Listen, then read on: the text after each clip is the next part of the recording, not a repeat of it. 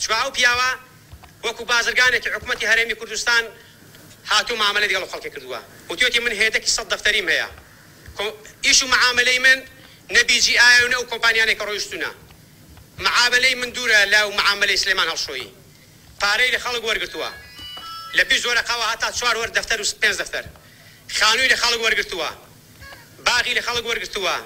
حرزی زراعی لە خەڵک وەرگرتووە و سیارەشی لە خەڵک وەرگرتووە ئێستا ژەو پیاوە لە مانگی 6 2020 کە دەستی بەو معاملەیە کرد هەتاکو 15 6 مانگ ئەو معاملە خەیاندی کە زیاتر لە 100 دەفتەر ئێستا لای ئەو پیاوەیە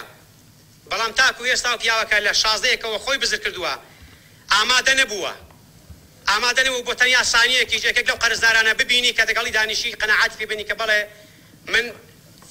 ئەوە داهاتەکەی منە و ئەو حەقی توێ لای من لە کوردستانیشە داوا دەکەین ئێمە حەقمان ڕۆیشتووە پارەمان ڕۆیشتووە و نامانەوێت لەسەر پارە خوا نەخواستا سەرمان بڕوە ومە نامانەوێت لەسەر مادی خوا نەخواستا شتی کارەسا دروست بێت و داوا لە هەموو ئەو مافراوانە دەکەم چۆن دانیان بە خۆدا دان بە خۆدا بگرن بۆی کە ئەوەی کە ڕۆیشتووە هەر ماڵ بێ نەکسەر و داواش لە حکوومەتی هەرێمی کوردستان دەکەین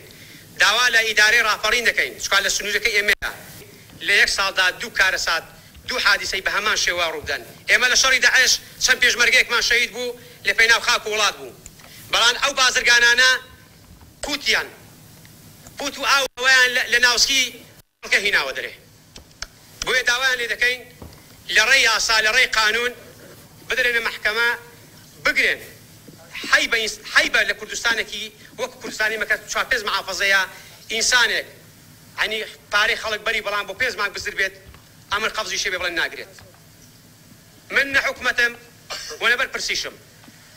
ئەو ئیمتیازاتی کە دەڵێن ناگرێت